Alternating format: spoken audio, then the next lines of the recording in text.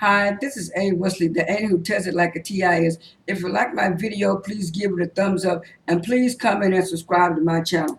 The topic I'm going to talk to you today about is the BET Awards. The BET Awards was this past Sunday, and even though I watched some parts here and there, I went back and watched it as I DVR'd it because I did DVR it because it was something else that I wanted to watch on TV2.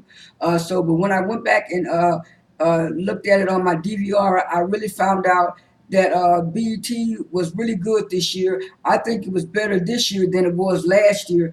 I mean, even though they had Rihanna there to give Mary J. Blige her Lifetime Achievement Award, and they had Taraji P. Henson to give Tyler Perry his Icon Award. Even the performances were better. I mean, it was similar to last year where they had a lot of rap artists and a few artists who were like her that's trying to do the neo soul stuff.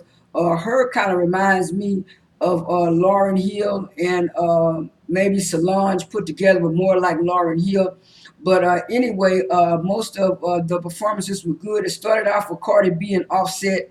Cardi B does have a good stage performance, and and all of her performances that I've seen her on previous awards shows, she's always killed it. But I was surprised by that Offset. I didn't know that he could dance and rap that well. I've heard of his name, but I've never hardly listened to his music. And I also liked it. The At first I didn't want to watch the tribute that Regina Hall had did to Beyonce for Coachella, but then after, like I said, after I watched my DVR, she actually did a good job. She was very funny and comedic with it, and I didn't even know that she could dance. I knew she was a good actress, but I didn't know that she could dance the way she did. So that was a good tribute to Beyonce. I also liked it. Fantasia's performance. She always does well, but I think this is the first time I've seen Fantasia keep on her shoes. She had on thigh high boots and this little black short jumpsuit set, and it looked really good on Fantasia. And even though she sung one of her old songs from her last CD or album, she did a good job. I also like that her music. I mean, she started off with spoken word, and then she went in to like a gospel song with this rapper, and that sounded pretty good. I also liked it. DJ Mustard and Offset's them performance together. I mean, he really is a good performer too. So maybe that's where Cardi B gets that from. But anyway, another performance I like was Keanu Lee's, but I didn't really get a chance to hear a whole performance because they cut her off in the middle, and also they kept saying about Anita Baker was coming, but when I went back on my video, I didn't see anything of Anita Baker. But they did a good tribute to the Nipsey Hussle guy. They had certain celebrities come out and talk about Nipsey Hussle, and then they had his family to come out and say a few words about him.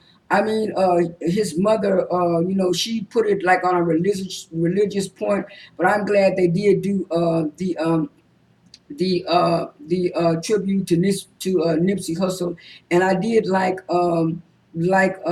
Tyler Perry's speech about him not wanting to be an icon but wanting to be an inspiration, and like he said, it's like black artist in Hollywood was having a hard time making it, so he decided to like he said make his Tyler Perry Studios in Atlanta, in the poorest part of Atlanta, so he can give young black artists a chance to shine as far as writing, directing, acting, and producing. And so I'm glad he's doing that. And he was also promoting his BET Plus streaming channel. I think I might try it out in the fall because if he has better programming than UMC, then I think I'm going to cancel UMC.